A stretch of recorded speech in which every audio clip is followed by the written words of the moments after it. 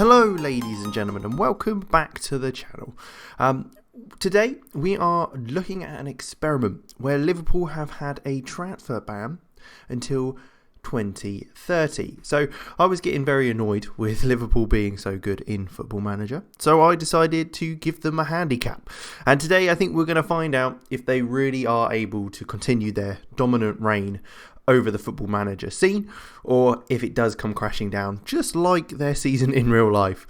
So as I say, they have been transfer banned. Everything else is staying the same. So there's no other changes. What we'll first do is we'll likely jump a season ahead. So we take a quick look at their transfers, see if anyone has left. Obviously they won't be able to bring anyone in, but we'll be able to see kind of anything else that they may look at. If Jurgen stays and how long he stays for, if he gets frustrated, and then we'll also look at afterwards. So we'll probably look about 5 years in the future after the transfer ban's been lifted, and just take a look at kind of where they go from there, if they're able to rebuild or if they even need to, and how that looks. So I'll catch you in just a moment when we jump a year in the future. Okay, so a year in the future. Now, as we've kind of expected, they have finished top of the table. They've absolutely smashed the league. It's quite likely that this would happen, considering they don't really need to sign anyone, especially in the first season. Has there been anyone that has left? So we've got here, Sepp van der Berg has left, Reece Williams, Owen Beck and Kumetio have all left on loan, but they've still got the team that they very much started the game with. No real news there. Nathan Phillips will be leaving on to Minnesota, however, and Alex Oxlade, he's definitely not a Sir. Alex Oxlade-Chamberlain is still at the club, even though being transfer listed, still playing a 4-3-3 formation with the front three of Mane, Firmino and Salah. Let's jump another year and see if anything has changed. Okie dokie. So there is some change that's happened at the club. So what we can see here is that we're in 2022. They did finish second in the table. It's not massive difference, only 2 points behind Man United, who are pretty overpowered in the game. And it looks like Trent has become their key player, formerly being Virgil van Dijk. Jones is now moved into the midfield, and Tsimikas is at left back in their general team. So let's have a look at their transfer history. This will be interesting to see kind of what they've got going on here. So Harry Wilson has left, along with Adrian, Shea Ojo, Glatzel, Norris, Phillips that we saw there. Big one is Wijnaldum, Oxlade-Chamberlain, Minamino have all been loaned out, along with Harvey Elliott, Nico Williams, Ben Woodburn, all that good stuff down there. So they are loaning out some of their bigger players. They've just lost Wijnaldum as well. So, or at the beginning of the season, they lost Wijnaldum. It's interesting to see. Their squad has shrunk a bit, but they're still a big team. Let's go to general and look at this in more of a situation like this. So their team is shrinking, but there's still quality throughout the side. There's still, look at the values of the players still. You've still got Salah, Mane, Firmino, Alexander-Arnold, Fabinho, Robertson, all the big names are still here. So there's no real change on that front 2 years in. Let's jump another 3, get to the 5-year mark and see if there is any further difference. Okay, so again, further change 3 more years into the future. It looks like looking at the previous seasons, there was the Liverpool did end up winning the next season on with 95 points, so absolutely smashing the league. They then dropped down to second again, so they're still fighting for the title. And then in the 24-25 season that's just gone, they did just about scrape Champions League football. So it may be starting to take a bit of an effect. They've only got another 5 years of the transfer ban. So it will be interesting to see if it does take much more of damage to them, if they will be dropping out of that top 4 positions. But we can see that there is certainly players that have moved around and they've changed the formation as well to a 4-2-3-1, dropping Firmino slightly further back, and they've got Charlie Humphrey, who looks to be quite a a player for them from the looks of how it might be. We can see that Curtis Jones has also become one of their star players. Now let's have a look. They have got players that looks like they're asking for new contracts, wanting to leave. So, and again, the squad has dropped in size massively. Still got Jota, Firmino, Mane, Salah, all the big names there. But it looks like they might be starting to use players that are coming through their youth systems, which is not a surprise. It is something that they would likely have to look at. But let's have a look at their transfers. So we're going back to... So that was the season we've just seen. We've got here 27 million of outgoing. So Minamino was the big player that was sold. And then you've got a bunch of youth players that also went out. Harvey Elliott going out on loan as well, along with Ben Woodburn joining Derby. But as say, the big one was Minamino moving to Leicester for 26 million that season.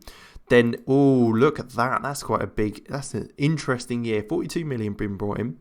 Origi moving to Ajax, Tsimikas to Zenit, Thiago to Galatasaray, which is quite an interesting sale.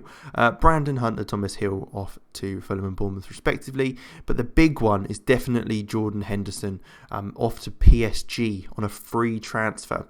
I have seen that done before in the game, but it's an interesting one certainly, especially of all the players. I wouldn't expect him to be leaving the club with the transfer ban in place still. Now, we move on to the next one, which is the final season in this little section. And there's another 15 million that has been brought in. So Naby Keita has left to join Real Madrid, which has really shrunk the squad down. And then you've got Pitaluga, Kelleher, Hamilton, all those players there as well that have all left. So it is looking like it is starting to take a bit of an effect on the team. They have just managed to scrape into the Champions League. But let's take a look again in the 5 years in the future when the transfer ban will be lifted and just see how they get on throughout this season and get to the end of that period. Okay, so let's take a look. We are here. So the season after they finished, one of the biggest things I've noticed straight away is that Mauricio Pochettino is now manager rather than Jurgen Klopp. So that's an interesting development. He stuck with them for 5 years. Be interesting to see when he did move on. Curtis Jones and Trent Alexander-Arnold are both still here, and it is interesting to see they have got a lot of players that seem to be coming through the youth academy. So the season after we took a look, they did finish fourth again, just scraping into that Champions League playoffs. Season after, where did they finish? They did get Europe through possibly a cup competition that they might have won. But they did finish in 8th place. So they really took a hit there. Then again, they did manage to hit Europe again, but it's the Europa League once more in 27-28 season, hitting 6th. But they weren't able to quite get that. So where are they? They're all the way down in 14th. I was so confused then. They dropped right the way down. So it really has taken a hit in the last couple of seasons. And then finally, in the current season, they just finished in 6th. So it's quite interesting that they've been kind of up and down quite a lot. Have still managed to get European football. But it's interesting, certainly. What kind of players do they have? So they've got Curtis Jones, Nico Williams, Trent Alexander-Arnold, and Joe Gomez. Mohamed Salah's still there at the age of 37, and Alisson at the age of 37. Fabinho's retiring soon. So they've still got a few players that they're hanging on to. They have also obviously developed a couple of players. Timotel, who I believe, so they did. Is that? Yeah, he was at the club coming through as an academy prospect. Interesting, certainly, to say the least, with regards to the players that they've got there. So is it a case that there's been a bunch of players that have just retired? They didn't sell many in the season after we watched them. Harvey Elliott went to Tottenham for 3 million. Then if we move on to the next one, we've got Alex Oxlade-Chamberlain went to Başakşehir for 2 million. Again, they're not selling as many players. I mean, it makes sense. You wouldn't want to at this stage. You don't have enough anyway. Andrew Robertson went to Feyenoord. That's an interesting development, certainly. Maybe it's because of his age. They've kind of thought we might as well start bringing in the youth players and seeing how that goes. Let's next take a look at the managers and see when and what happened. Oh, this is interesting. So they did win the league multiple times and got 10 cup wins with Jurgen over the 11-year period he did have with the club. They then, that finished in 2027. So then Thomas Tuchel came in, didn't win anything, was only there for a year and got sacked once more. Mark Bridge-Wilkinson took over as interim manager, and then that's when Mauricio came in for the last year.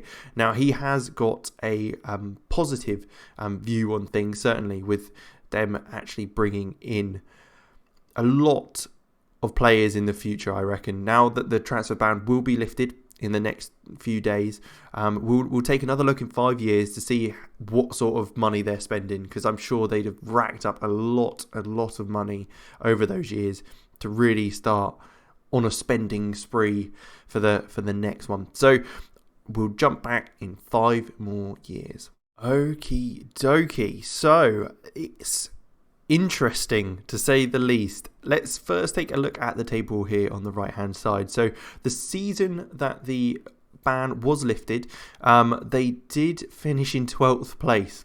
Didn't get into Europe for, I believe, the first time or the second time since the ban. First time after the ban's been lifted that they've not got into Europe. They then moved up to 9th, so it was looking positive. Again, 8th. They're increasing their rankings in the table.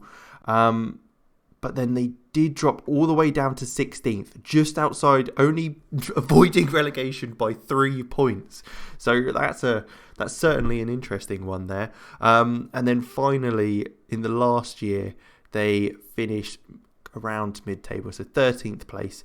That's interesting. I'd have thought they'd have just gone crazy with money and bought loads of players. Let's take a look. So, as you see, this is the first year that they've done it. So, sales-wise, not really any sales. They spent 178 million on players in that first window, bringing in players from Atletico, a couple from Watford, Leicester, Adouai. You got Lucas Hernandez from Bayern, who's now retired. Wow, okay, so they spent a lot of money in that first year, didn't get anywhere with it. They spent even more the year after, along with selling £73 million worth of players. So they've obviously bought some of those players that they brought in, they sold straight away. They've loaned in players out that they brought in as well. This is mental.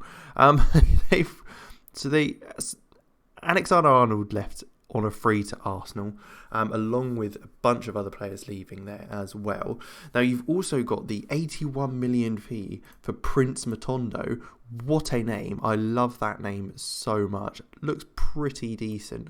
What position's he playing in? He's an attacking role in there, playing for Anderlecht, then Leeds and Liverpool. So a decent player there. The fact that they're spending 234 million and they're not hitting the heights they should be. So they have obviously reduced that then the season after, selling £56 million worth of players, bringing in 66 million. Alphonso Davies being one of those players that coming in, a bit of a baller in real life. So certainly a player to be bringing in at a decent level. But he's 34 years old and he's on loan at Burnley currently from Liverpool. Interesting shout there. So then we look into the second to last season we've looked into. So lots of people being loaned out and a couple of sales there, but 3.7 million brought in with 112 million on 3 players. Dominic Kane, again, is a player that looks decent. He looks like a very solid player. Abdoulaye Leroy, Benjamin Rosalia. These must be players that are decent to be coming in. They must still have the pull power, but they've just not been able to recover. They've really not been able to recover, which is quite interesting with the amount of money they've spent. So obviously must be up there with the top clubs there. We can also see that Nuno Espirito Santo has joined the club. So let's have a look at those managers. They have had a load of managers in those few years. So, okay, that's interesting. You've got Pochettino. Obviously, we saw there. He was only there just under 2 years. They haven't won any cups or league wins since Klopp. Lutus came in for a few days. Then Roger Schmidt came in for 2 years. Didn't get anywhere with it. Luis Enrique then came in and got sacked for not even a year. Eddie Howe came in for just under a year, was sacked. James Tompkins left as their caretaker position, and Nuno has only just come in. They have just been going through managers like it's nobody's business, and I can see why. The amount of money they've spent, you would expect better outcomes, certainly, but that is a sign. You make a team unable to sign players, especially a team like Liverpool. They can't use their academy well enough to be able to keep fighting for that top spot. And even after those 10 years when they can sign players, they're not very good at it. They still they should have to still buy players off from Southampton to really get those players that they want. But thank you very much for watching. If you did enjoy this, please hit like and subscribe. There will be more of these coming out over the next weeks. It will be out on the weekend, so make sure you keep an eye out for those. And I will see you next time.